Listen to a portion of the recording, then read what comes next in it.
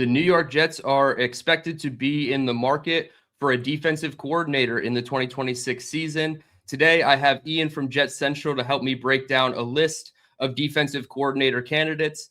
We will be joined by him on the other side. It's the DTereman Football Show, and it starts right now.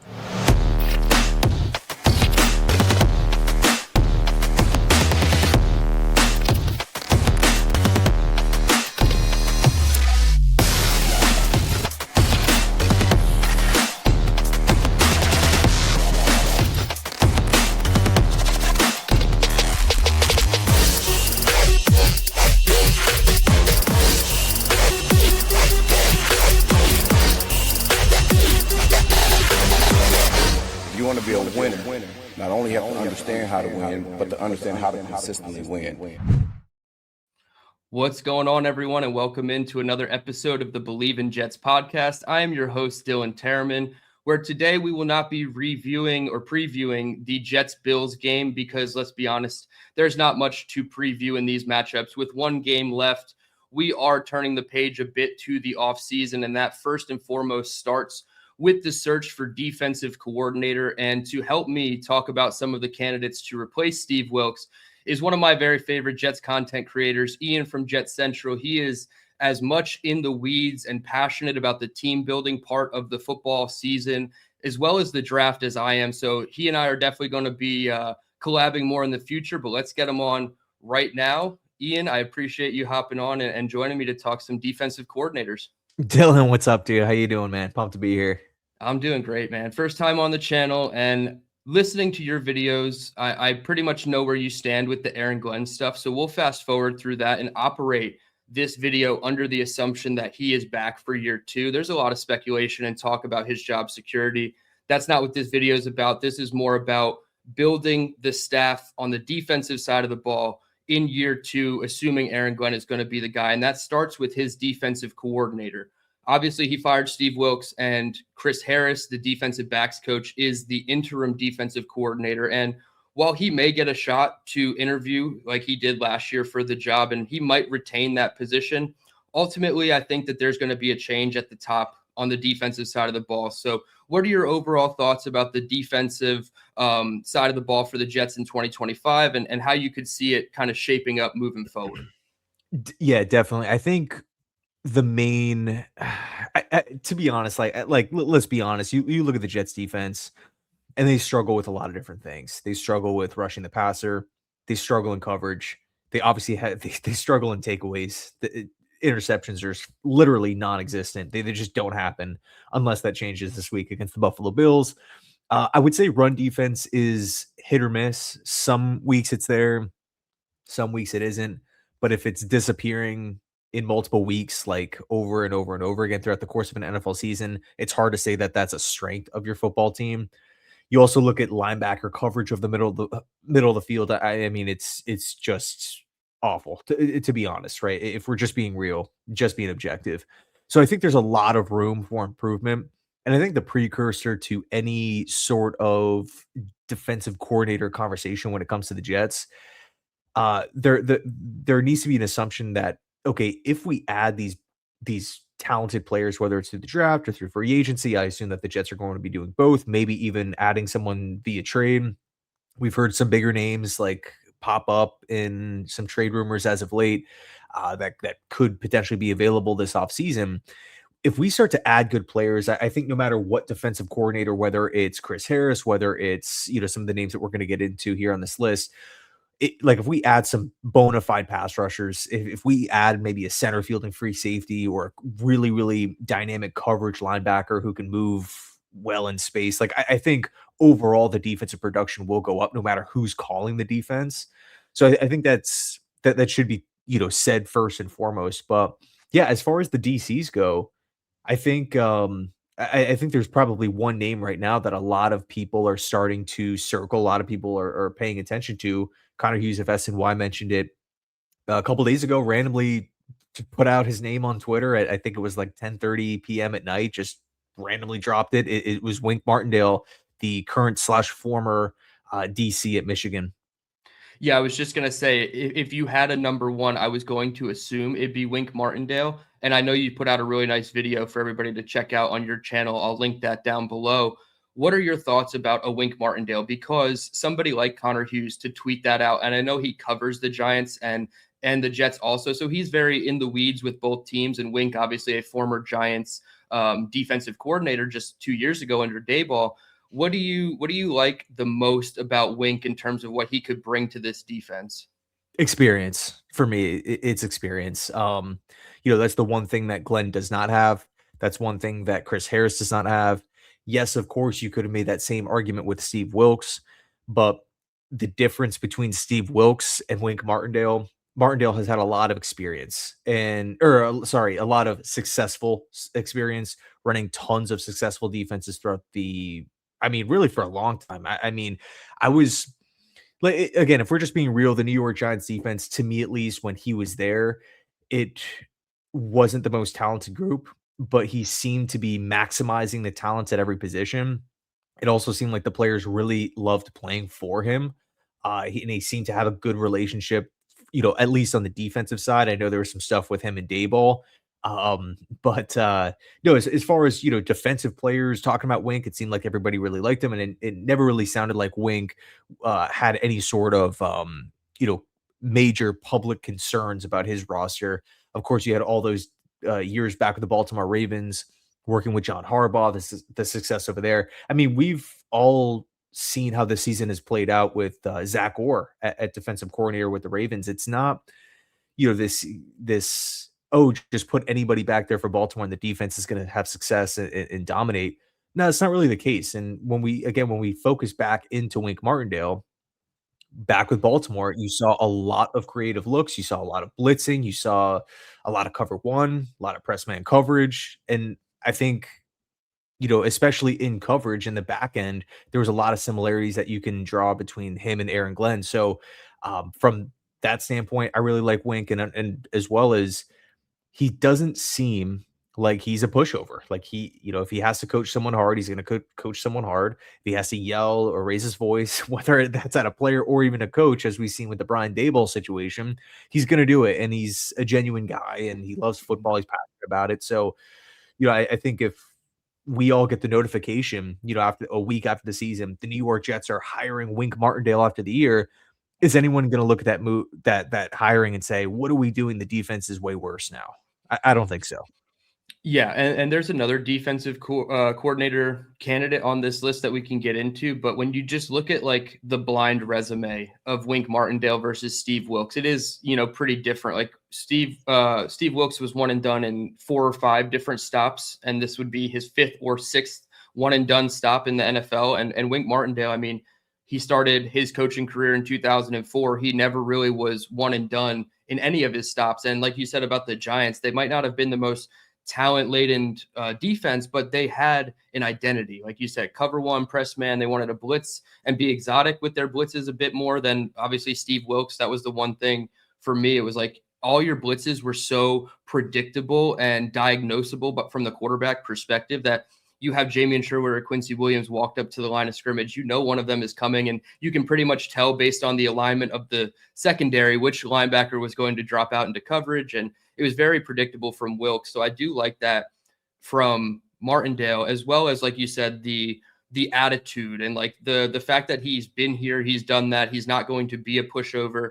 I don't anticipate a situation like Daboll and Martindale happening between him and Glenn. I think that was more of a Daboll personality issue than it is a Martindale one. So everything that I've seen publicly messaging wise from Martindale gives me like, yeah, that would be a very, very good hire. And to your point about the experience, I don't necessarily need experience in defensive coordinator, and I'll throw a name at you in a second, but AG made 4 hires, right? Banjo, Wilks, Engstrand, and Muji. Wilks was the only one that has been fired, and he's the non-first timer. So maybe there is a path where a first-time DC could come in and take the job, and that's why I'm going to invoke the name Al Harris. He was one of my favorite players to watch in Green Bay. He was there for almost 8 seasons, I believe, with the Green Bay Packers.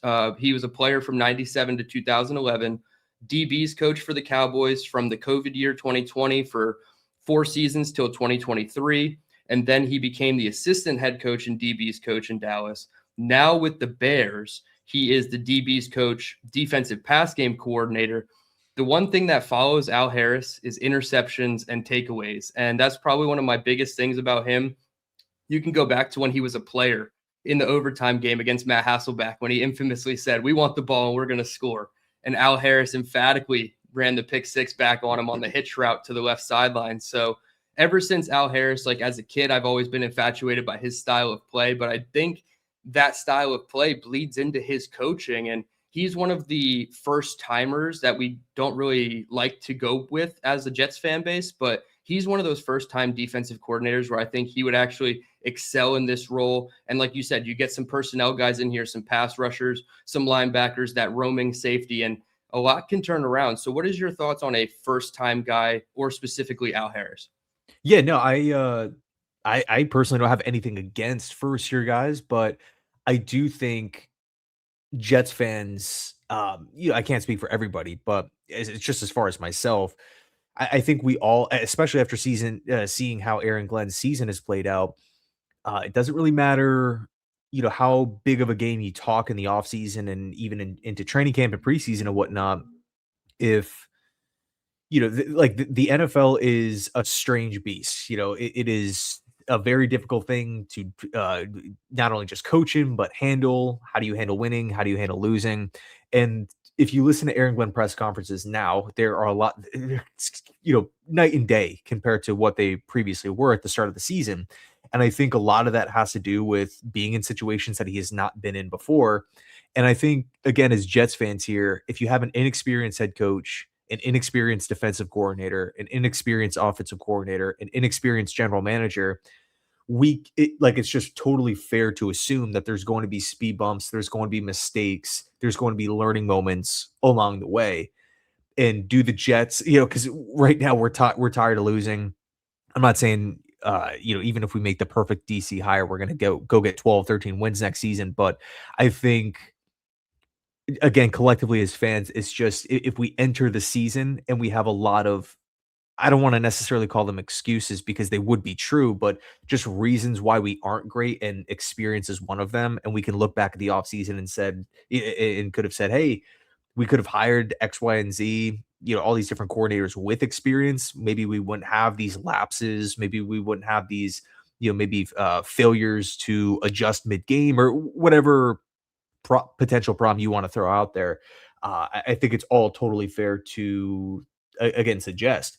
But for me, I'm not completely against a young coordinator. I just want someone that Glenn can rely on and isn't having to coach up as well on the sidelines. And I think that, again, that was the hope with Wilkes, but it didn't work out. So it's clear that the experience argument is not just this bulletproof plan. I mean, even look at like Adam Gase. He was a quote unquote experienced head coach for the Dolphins. We hire him. It was a disaster. Pete Carroll this season for the Raiders. Same situation. Experience isn't a one-to-one thing, but I think specifically with the Jets, it would help just because of the state of the team. With Al Harris specifically, though, I do think the interceptions would go up. I believe the Chicago Bears are actually the number one team in the league in interceptions. Mhm. Kevin Byard is doing great things. He kind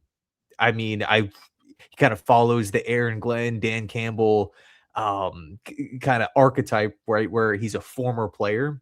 Mhm. It's pretty clear that the Lions coaching staff was filled with former players, Mark Brunell and whatnot. Like there was a lot of different guys that we could talk about. Randall L was another one. And also what's interesting with Harris is, you look at the defensive coordinator that he's working under, Dennis Allen. Dennis Allen's from the Sean Payton coaching tree. Glenn has experience working with Dennis Allen back in New Orleans when he was the DB coach. So I do think there could be some crossover, some similar ideas, obviously, because, you're not going to bring over Al Harris to Chicago to have him work with Dennis Allen, and he's completely manning the defense if they're misaligned or if they don't agree on much. So I do think that could be a natural, seamless fit. Yeah, that's certainly one of he would be atop my list of the first timers, and I'm going to get into another name who would be a first timer. And I guess my reasons are more misery driven, I'll call that, right? Just to put it bluntly. And that's Jim Leonard, right? He's currently the Broncos assistant head coach / defensive pass game coordinator in Denver. Obviously, he was a Jet for 3 seasons under Rex Ryan, a very smart player. He has the background. He has the resume that is warranted of being a defensive coordinator, right? We would obviously, it wouldn't be a lateral move taking him from Denver, even though he's the assistant head coach. You could still give him the assistant head coach tag and make him a DC as well if you really needed to for the Jets. My only thing about Jim Leonard that I push back on, and again, this is from like a misery angle, and I don't normally like looking at it like this. We're already ready to run a former Jet out of town in Aaron Glenn. Do we want to add another former Jet that we loved in his playing career to this staff? And then if it's like a lame duck year for Aaron Glenn, right, and everything goes belly up and they fire the whole staff, now we have 2 former Jets that Jets fans are going to look at and be like negative connotations about. So I don't know, maybe that's just a weird way to look at it with Jim Leonard. From the resume perspective, he's like a seamless fit, right? And if he wants the job, I think it's perfect for him. Bart Scott was, singing his praises on SNY. So I feel like if a guy like Bart, who is a very smart player in that same era, is invoking his name, I think obviously he's worth the spot. But what are your thoughts about Jim Leonard as the coach, and then Jim Leonard, the former player, coming back and possibly not receiving the warmest welcome? Yeah, I mean, I think the whole former player thing is cool, although I don't think I think that, the point that you brought up about him potentially getting fired and whatnot and ruining maybe the reputation, the mystique or the aura around Leonard. I don't think the organization, Glenn and whatnot, are talking about like what happens if Mhm. so and so gets fired on like how he's going to be viewed. I think it's just like we got to find the best candidate for the job. Leonard, has called defensive plays before. You look at what he did in Wisconsin, running one of the best defenses in collegiate football. He was the interim head coach over there. There were actually a lot of Badger fans that wanted him to take over as full-time head coach, like remove the interim name. Obviously, it didn't happen. And yeah, he moved on. He bounces over to the NFL, and he's working under Sean Payton. So obviously, a great mentor to have there. And again, like you mentioned with Al Harris, he has the player background. I mean, technically speaking, he's coming from the Sean Payton coaching tree, the same coaching tree that Aaron Glenn got his start up with, right? Thinking back to DB coach in New Orleans. We also just pried away a coach from Denver and Chris Banjo, who's doing some excellent things this season. I would say he's the biggest bright spot on really the Jets coaching staff as a whole. For sure. So it's almost like, well, why wouldn't you maybe go back to that same well if you've had so much success with this coach? Obviously, it's not a one-to-one comparison, but I do think that I do want the Jets to maybe cast a wider net here and just go out and hire the best, talk to a bunch of people, put a bunch of feelers out, really gauge the mindset of all these coaches on, of course, how they can handle the job and the plan that they have for the job, but also, specific, like literally name drop specific players. Oh, I want to target this player in a trade. I'm looking at this player with that 3rd overall pick, or if we land this player at 15 or 14, wherever the Colts the Colts pick lands, I would really target this guy, and this is how I would use him in this style of defense. And if that makes sense to Glenn, if they're speaking the same language, ultimately, I think that's what's going to land someone the job. So I would be encouraged with Leonard. I think it's about time that he advances to become a defensive coordinator in the NFL. And I'm trying to picture, what team he would make the most sense on. Because, if you look at the Wisconsin defense, there was a lot of odd man fronts and everything, but still like the coverage principles and whatnot are similar to what Aaron Glenn's doing now.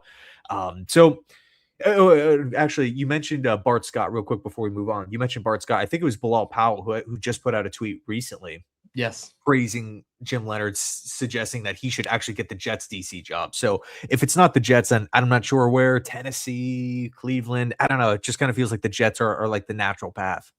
Yeah, no, I certainly think that if they're similar to the AG thing, right, it would be a player who most likely wants to take the Jets job because of his former ties to the franchise. So it would be a situation like that where we would probably be the lead team to get a guy like Jim Leonard.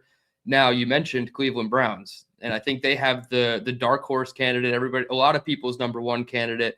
If Cleveland were to blow it all up, Kevin Stefanski were to get fired, they strip down the entire staff, their current defensive coordinator by the same name as Jim Leonard, Jim Schwarz, he would be a guy in that same vein of Wink Martindale, where it's like, hey, I can be the more supportive sounding board than Steve Wilkes was. Like, right, he's a guy with a better resume than Steve Wilkes in terms of he's not one and done. He's been in the league for ever. 1989, he started coaching, and then his first NFL job was 1993. So before I was even born, he was in the NFL coaching. You have legitimate evidence of every single stop he was as a defensive coordinator. There was tangible evidence that he won the Super Bowl with the Eagles as DC. Now, as a head coach, he had 5 seasons. He didn't do great. 29-51 was his total head coaching record. I'm not really looking at the head coaching side of it, but defensively, Schwartz is certainly that supportive sounding board. And to your point about, hey, I want this type of player in my system and I want to do this with him. And I think we can do, I think Jim Schwartz is the guy who would articulate that message to Aaron Glenn, to the staff, who then brings it to the scouting staff and to the general manager. And they collab in war room meetings for the draft and player personnel and free agency and trades. And Jim Schwartz is that type of coach to me who has the cachet where defensive guys will want to come play for a Jim Schwartz. So to me, I think he's got to be up there. Obviously, he needs to be fired first in Cleveland. So maybe you're preying on the Browns' downfall a little bit here. But what do you think about Jim Schwartz in terms of that experienced mind, that I got to go get my type of player mind? Definitely. I mean, short answer, I would love Schwartz, but I understand that it's probably a difficult thing to do, because you could even make this argument. Say Kevin Stefanski gets canned in Cleveland and they hire, take your pick, Mike McCarthy, they hire, any other sort of head coach. There is a very, very good argument that, because chances are the new candidate obviously watched the Browns this season. Mm-hmm. If they're coming in with knowledge, right, and they sit down for an interview, you have to have knowledge about the current roster and what happened, the ins and outs of it. I think if anybody watches that defense, whether you're a coach, a player, a fan, someone who doesn't even watch football, you watch the defense, you're impressed with the pass rush, with the coverage. But quick side note, Schwartz runs a lot of press man, one of the highest rates in the NFL, just like Aaron Glenn's defense.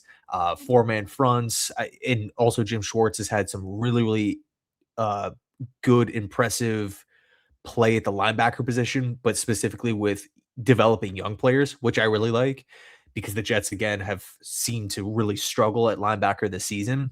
Mm-hmm. But regardless, whatever coach comes in, they're probably going to say, Jim Schwartz, can you please stick around? I want to repeat this defense. So in other words, we have a lot of bridges or a lot of hurdles that we have here where Stefanski has to get fired. The new head coach has to say, no, I prefer another defensive coordinator for some reason. Then Schwartz has to hit the open market. And I think from that point, he instantly becomes the number one option for every job opening.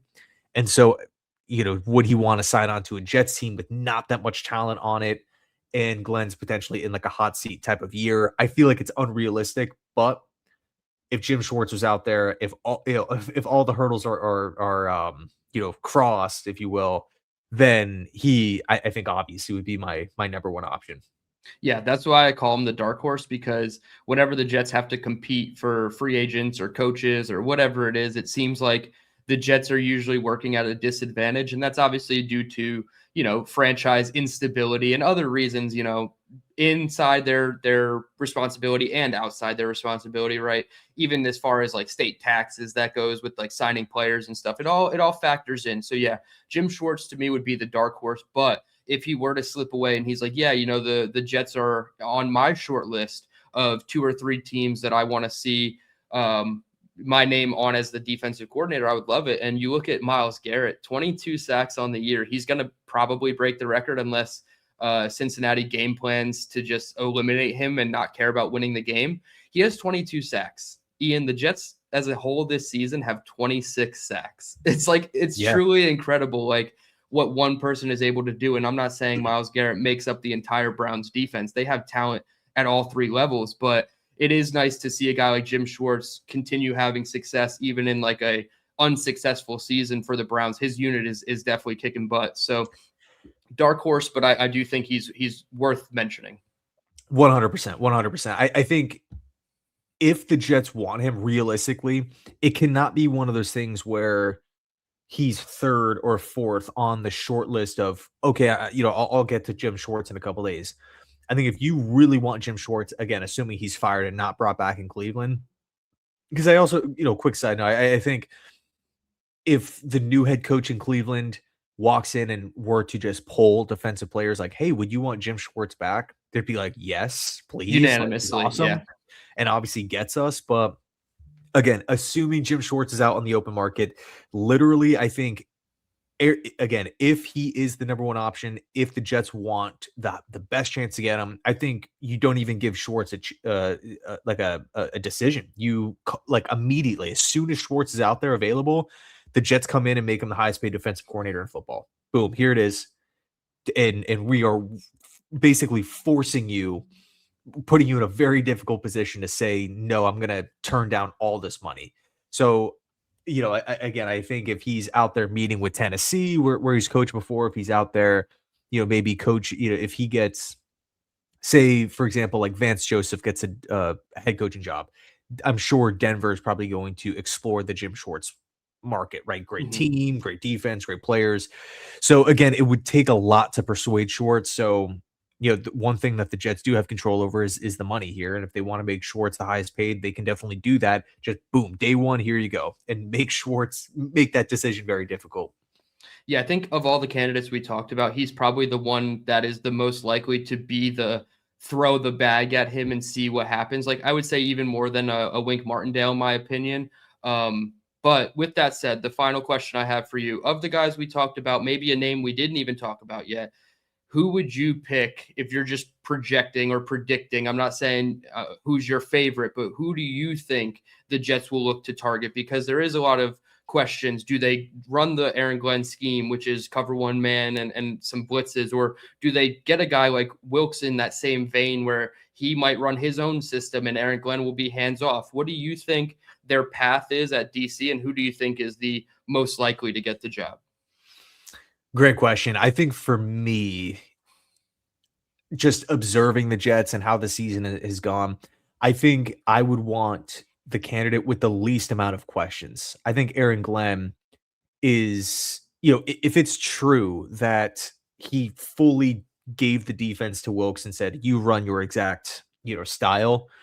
I think Glenn could be looking at this season, understanding all the heat, understanding all the losses, understanding all the blowouts, understanding all the defensive deficiencies and whatnot. I don't see him going down, looking at the ship sinking and saying, I'm going to go down with someone else's defense again next season. So I think he's going to want somebody that is aligned with his style of thinking, that's worked before in the past. And again, someone that doesn't have a lot of questions, someone who, because I don't think Aaron Glenn really wants to be in a position based off of how the season has gone to be in the defensive coordinator room, having to maybe help or assist this defensive coordinator in so many different areas, or having, trying to navigate the lay of the land with him. It's like, no, I have a team I got to coach here as well. I think that defensive coordinator, which even if you want to go back to the Wilkes hiring, like what was the goal of that? So Glenn can be hands off with the defense. It's similar to Dan Campbell in Detroit, where he didn't necessarily want to call plays. He wants to have that CEO, overseer, managerial style of role on Sundays. So I'm going to go out and hire the former head coach, the guy with the play calling experience, and Anthony Lynn. It didn't go well. Obviously, he promotes Ben Johnson after the Lynn firing, and everything took off from there. I don't think even Dan Campbell knew that Ben Johnson was like the next Sean McVay here, but I think Glenn, again, in that same way of thinking, is probably going to be saying to himself, I want to run my defense. I want to get someone that's aligned with me, and I want to feel comfortable giving them the defense, and they're actually going to perform. And I don't have to potentially step in. I don't have to make another defensive coordinator firing in the middle of the season. I don't want players coming to me, because there were reports that players were unhappy with Wilkes and that they would voice their frustration, and Wilkes would say, no, you get in line. Like, this is my defense and you better run it. I don't think Glenn wants to go down that route again. I think he wants to go, if he's going down swinging with his style. Yeah, no, I think that's fair. I think if I had to project or predict one candidate, I would say it's probably going to be that Wink Martindale guy because, like you said, he comes in with the least amount of questions. He runs a very similar scheme. He has the cachet with the players, and he will likely turn over the defensive coaching staff in like a way that he sees fit, which was a problem for him with the Giants, right? That's why him and Dayball didn't really get along. Dayball wanted to fire some of his assistants. Wink Martindale wasn't even aware of this, and he got very upset at Dayball, and that kind of led to the downfall there for him in New York with the Giants. But I do think that if there's a guy who could come in and help right the ship, I don't want to say save Aaron Glenn's job because, like you said, you're not just going to win 12, 13 games on a DC hire. But if you're objectively looking at this, like how do we turn around the Jets so that they are a competitive 7-7 through 14 weeks next year? Wink Martindale is probably the guy who you're going to want to bring in and have him have his, identity on this defense, which it has some players on it, right, that we've viewed as talented coming into the season, whether they dropped off because of coaching or because of their own performance issues or whatever.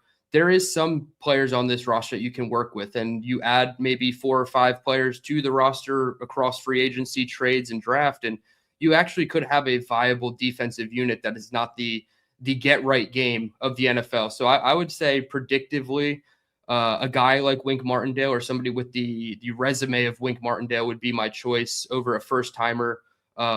Again, because it's not about saving Aaron Glenn's job, but trying to turn this thing around as quickly as possible. So we're not doing the hot seat talk in 2026 because that's not where any Jets fan wants to live. So with that, we'll close it out. Ian, plug your show. Let everybody know where they can follow you if they do not follow you already.